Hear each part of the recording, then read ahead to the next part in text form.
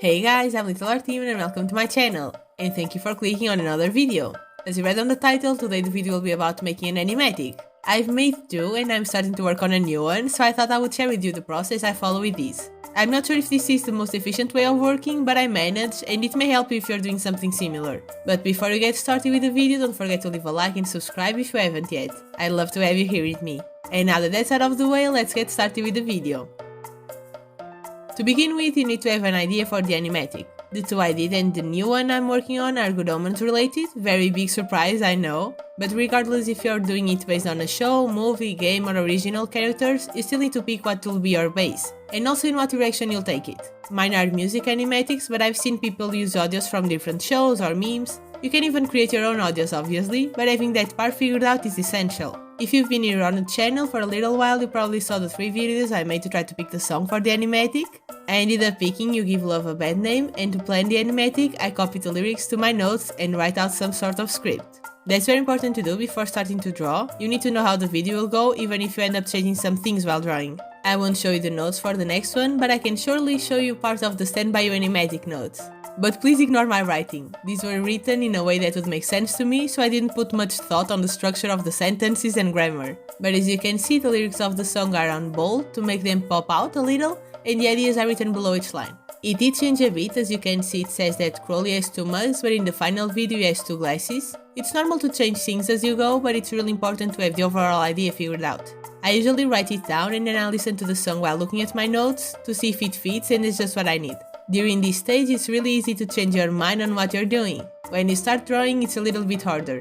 But before going any further than this, do something that I didn't know for the previous animatics, because I only remember this when the animatic is done, and then I end up giving myself an heart attack. Please check if the audio you're using will give you problems when you upload your video to YouTube. My animatics have been copyright claimed, but I didn't get a strike, and it isn't blocked in any country, so there were no problems. Just what's expected by using someone else's music. This time I tested You Give Love a Bad Name already, and there's no problems there as well. But check it out. Imagine working for months on a video just so that you can't even upload it. I would probably have an emotional breakdown.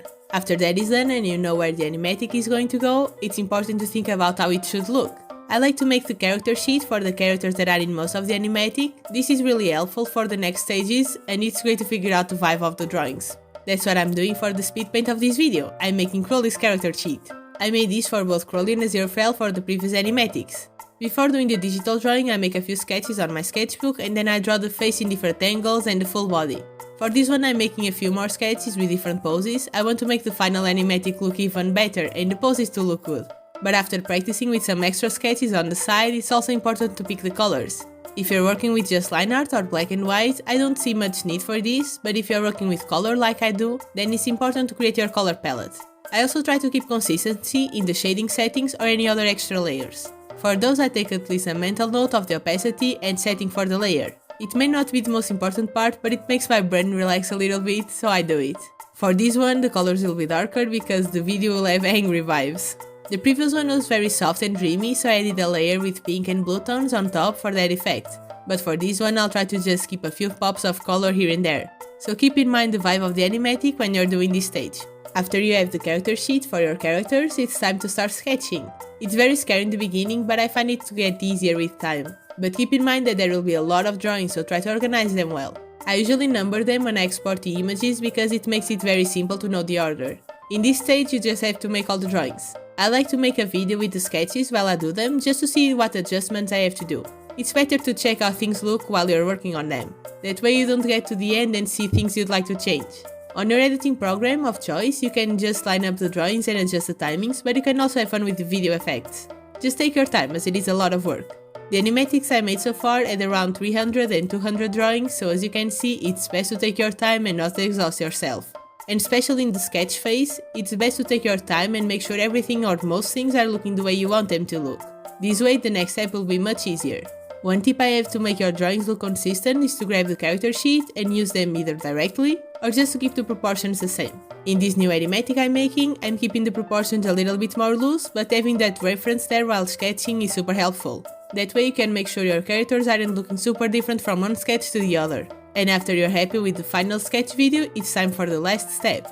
And I consider this just one step, but it can be divided in 3 or 4 steps at least. And it is to make the final drawings. With the sketches done, and I personally like to have the sketches relatively clean at this stage, it's time for the line art. A lot of people like to do the line art, but I personally like it. You can do all of those before starting to add color, but I usually hop around these steps. I'll do the line art of a group of drawings, I'll advance as much as I can, but when I'm feeling a little bit more sleepy, I start adding the colors and shading. It just makes sense to me like this. In my mind, to do the line art, I need to be really focused, at least when I'm warming up. After a couple of drawings, it's way easier, so I use those moments to work on that part as much as possible. That way, when I just want to relax a little bit while I hear a podcast or vibe to some music, I can do the coloring.